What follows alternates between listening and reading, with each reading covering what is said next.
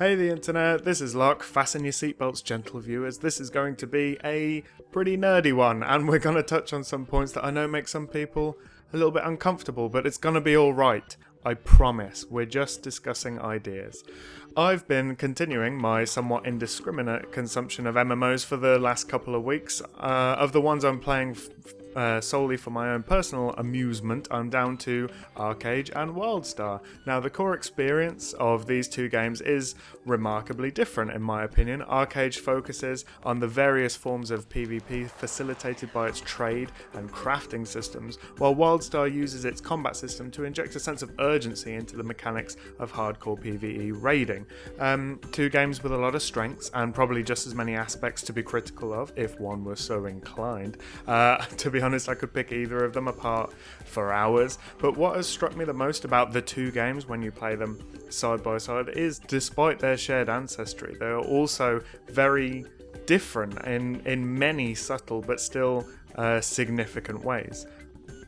However, these are two games that have been described as WoW clones by actual grown-ups to me directly.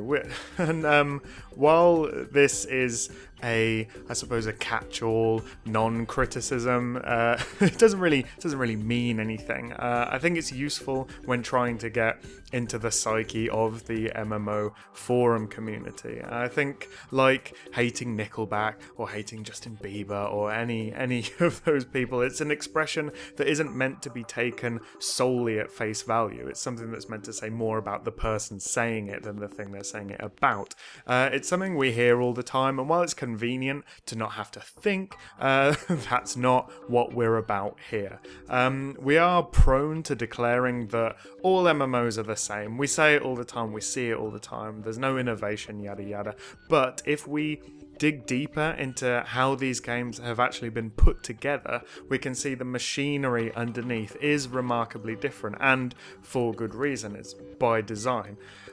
What really drove this point home for me while playing WildStar and Arcade almost side by side, it was something fairly innocuous that nevertheless seemed to highlight many of the different facets of these games, many of the different approaches and design philosophies of them. If the specific mechanic was falling damage, of all things. Such a minor thing, both games have it. Off the top of my head, I'd say, probably 95% of MMOs have it. But it demonstrates their differences in approach and philosophies very well. In Arcade, falling damage is pretty extreme. You don't need to drop very far at all before you lose a significant chunk of your health bar, but you are given many opportunities to drop a significant distance. In WildStar, full damage is still present, but it's extremely mild relatively. While the damage numbers will pop, it's barely a sliver of your bar in most instances. One thing this does in Arcade is it limits the usefulness of gliders, which is a huge part of the game. If you're dropping in on a group of players, looking to cause some trouble, you're going to be at a significant disadvantage if you don't pitch your approach just right, which is very difficult to do. It also reinforces the feeling of being very attached to the world, very grounded within the world. The environment has a significant presence that must always be acknowledged. There are ways to get around it. There is instant fast travel, there is sprinting of the characters, but they use very precious resources that could be used for other things as well. Labor points and materials and mana, respectively.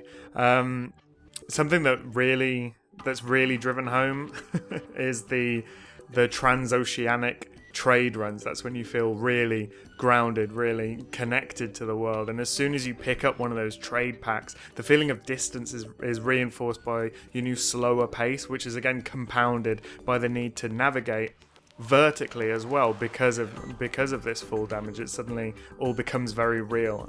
In WildStar, conversely, the lack of the significant reduction in fall damage reinforces themes of high energy adventure, the joy of discovery. It encourages players to move through the space with a more of a sense of reckless abandon, of just the joy of running free, almost like a dog let off the lead in a park. Obviously I'm not comparing players to dogs, but that general emotion, that feeling double jumping and sprinting exists in the game for a reason. The same sprinting exists in Arcade, whereas in Arcade it takes mana, which is a precious resource. You want to hang on to it in case you get jumped by a bunch of players, possibly using their gliders to come in. It's on a completely separate bar in WildStar, and even though WildStar uses verticality in its maps, I'd say much more, or at least much more directly than in Arcade. The game sends you to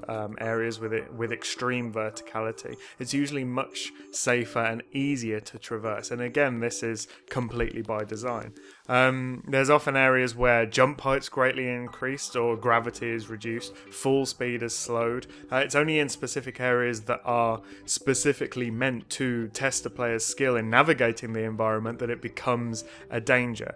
The ultimate point, I've belabored it, but the ultimate point is that everything in a game is linked to everything else, however small. These systems don't exist in a vacuum. They exist to reinforce the core experience of the game. But while this can be the source of many differences, if we take the time to look under the hood and pick these things apart and think about them, it's also one of the reasons that MMORPGs tend to have a lot in common.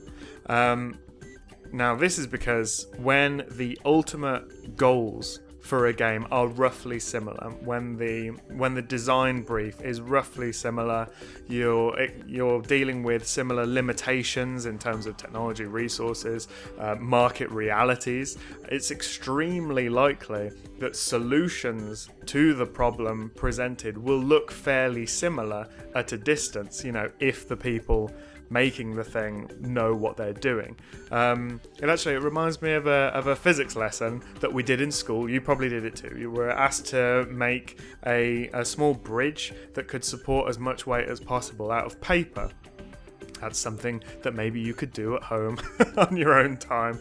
Now, if you're making it out of paper and tape, there's almost limitless ways you can approach the problem. There's so many ways that you can make paper go from point to point and suspend its own weight in the middle. If you want to bring in different artistic sensibilities into it, there's so many ways you could do it.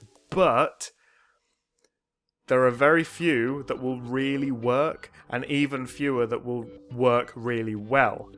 And that's the point. This is a major roadblock when attempting to implement innovation in any field. Remember that the word innovation just means changing something. It doesn't necessarily mean changing it for the better.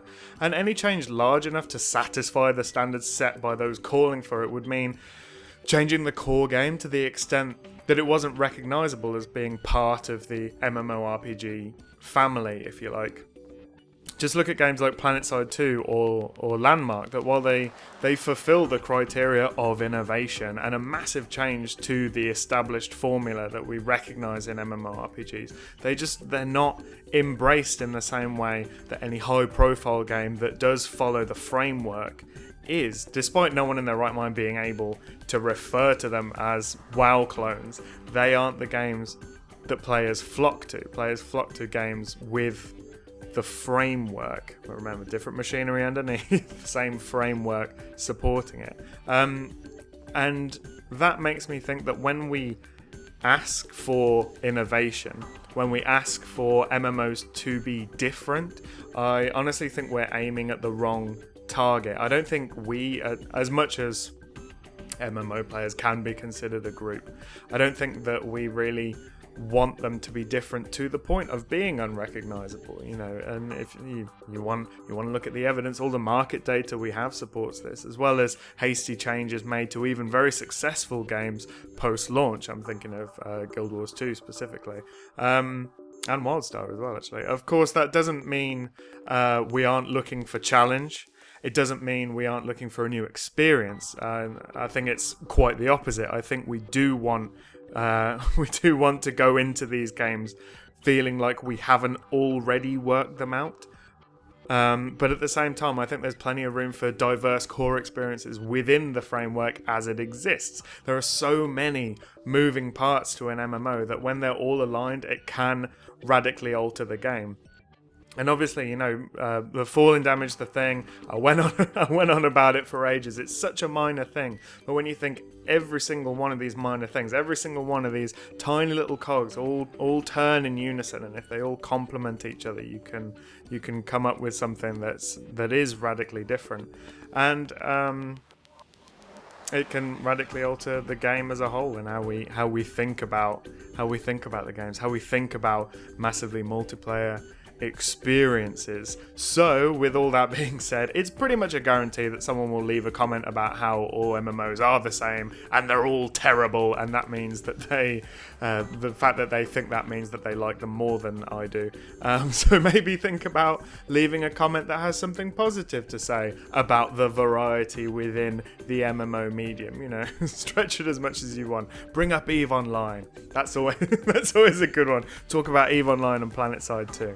Are there any design choices that really stick out as being well thought out for you, or unique in a way that may be not immediately apparent to the casual observer?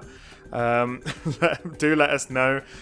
Give this video a thumbs up if you think it's a worthwhile conversation, if you got anything out of it, if you thought it was interesting in a horrifically nerdy way, and make sure you subscribe to the YouTube channel for lots of lovely things from wonderful people, and I'll see you again really soon. Thanks, bye!